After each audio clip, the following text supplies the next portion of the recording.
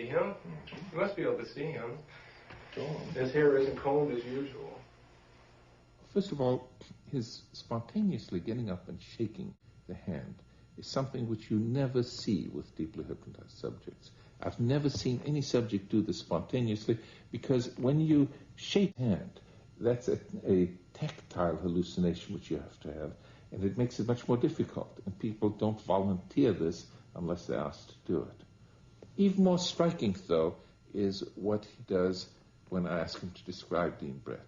He says, "You see him. You must see him. He's there. You must see him." Now, that's an overplaying. Shakespeare would say, "Methinks he doth protest too much." You're not talking to some dummy. You understand? Martin Orne also studied what happened when Ken's alter ego, Steve, appeared. He examined the videotapes of the other psychiatrists and was intrigued by Steve's behavior. I think you're so smart. At one point, Steve comes out, and Steve tears the tips off the cigarettes, and he smokes the unfiltered part. When Ken comes back, he begins to talk, and he notices this, and he says, "Who would put filter tips here? Why are those filter tips here? How did those filter tips get there?" Now, the subject might ask once, how come those filter tips are there? But, he goes on, and he kind of, again, protests too much. He's rubbing in the fact that he does know how those filter tips get there to demonstrate to either Dr. Allison or Dr. Watkins, he does the trick with both of them, in order to prove to them that he really has had an issue. And there's the other cigarette you just finished. I don't smoke. Why is the filter different?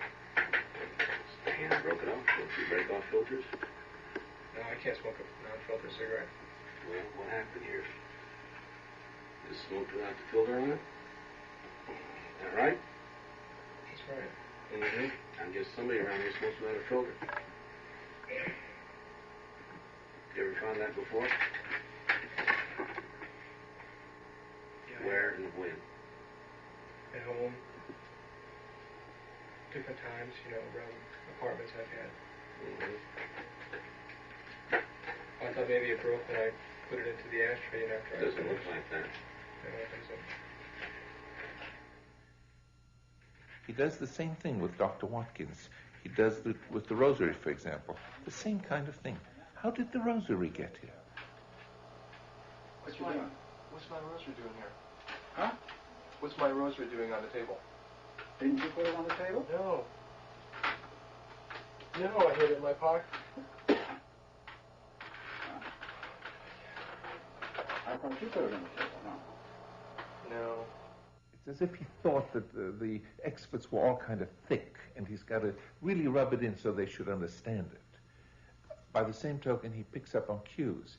When he is asked whether he had ever seen those filter tips around, he thinks for a while, and then out he comes. "Yes, of course, I saw them, and they puzzled me. I didn't know what they were," and he describes this. The catch is, his wife never reports anything of that kind. No one has ever seen anything of that sort. There's absolutely no corroboration. Furthermore, he's seen Three Faces of Eve, the film, which is like an education in how to fake a multiple personality. And a lot of other data, which is in the police records and in the interviews, convince me that this man is faking a multiple personality and he's faking hypnosis. I couldn't see that this was fake. I couldn't see that it was a play act.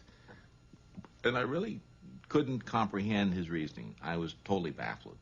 I said, well, if I didn't know I wasn't hypnotizing him, I mean, who does? I mean, who is to second guess me? He wasn't in the room. How is he going to know whether I did or didn't? I mean, I was rather thoroughly confused and said, what are the facts behind this opinion? I was flabbergasted. I felt that totally surprised that after his particular interviews, he came out with an exactly opposite conclusion from what I saw in observing his tapes. What in particular in his tapes confirmed your diagnosis? The behavior of Bianchi in going into hypnosis and coming out, the inductions that were used by Orne were very typical of hypnotized subjects. The personalities that came out showed the same clear-cut differences that they did when they came out for me. As the psychologists continued to disagree, the police evidence mounted against Angelo Buono, Kenneth Bianchi's alleged accomplice. Though Buono still denied any involvement with the crimes, the police searched his house, hoping to find some evidence that would link him with the murders. They found a loaded revolver in his office and a cupboard full of firearms, including shotguns and a Tommy gun, and, more importantly, they found a wallet bearing the imprint of a police-type badge, which Mr. Bianchi had claimed was used to pick up the victims. What we also have to consider is what was not found at the time of the searches, and I'm referring to things that we know that Angelo Buono possessed that were not there when the police searched his house. Specifically, there was no police badge found, which we knew he owned. There were no handcuffs found, which we knew he owned. And there was no 5-foot gas pipe found, which was attached to Angelo Buono's stove and which was used to kill one of the girls by means of asphyxiation. And we knew that he had bought a 5-foot gas pipe, and it was not present at the time of the search. Finally, there were no fingerprints found anywhere in the house, which is kind of unusual in that you would expect in the house, a house where people live, that there would be some fingerprints found on the walls someplace, but there were none found anywhere. Despite all this, there was still not enough hard evidence to arrest Angelo Buono, and he seemed certain to go free if his cousin was found insane and unable to testify against him. This seemed increasingly likely when new evidence came up that two personalities did indeed control the body of Kenneth Bianchi. It's important to get solid evidence that Steve and Ken were really two separate, distinct personalities. Accordingly, I decided to give psychological tests to them separately, especially the Rorschach inkblot test, which is a personality measuring instrument in psychology and psychiatry that can't be faked. I then administered this test to Steve and also to Ken. These cards were shown to both personalities, Ken and Steve. First, Ken completes the test. What do you see there, Ken? It's like two people dancing. Yeah. Like in a discotheque. Mm-hmm.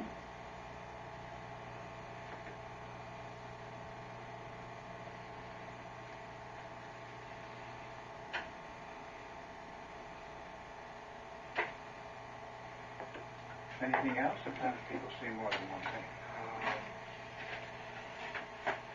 It looks like a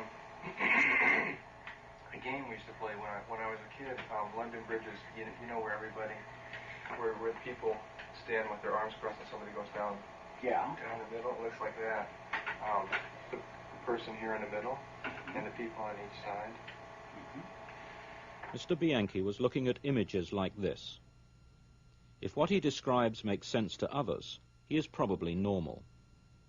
Crazy people tend to describe shapes bizarrely different from those that sane people usually see.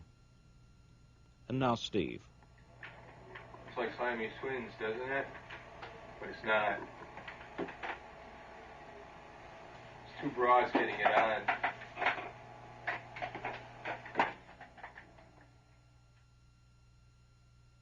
So point her out to me.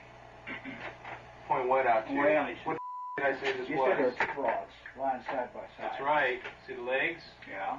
Their heads, an arm, the tits.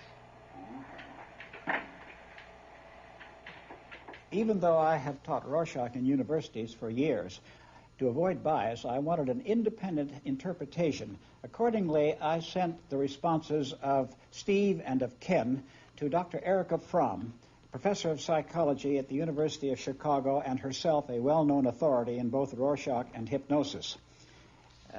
Her report back to me was as follows. At first I wondered why you had sent me the record of Mr. K, a normal-looking person, no more neurotic than you and I and most of our friends, together with this absolutely outrageous record of Mr. S, who clearly is a raper, a killer, and a most dangerous man. Regarding Mr. S, this is one of the sickest Rorschachs I have seen in working with this test for more than 40 years. It is clearly that of a patient in whose mind sexuality and violent aggression against women are fused. I would expect him to be a rapist and a killer. Those two Rorschachs were identified only by the letters S and K, and Dr.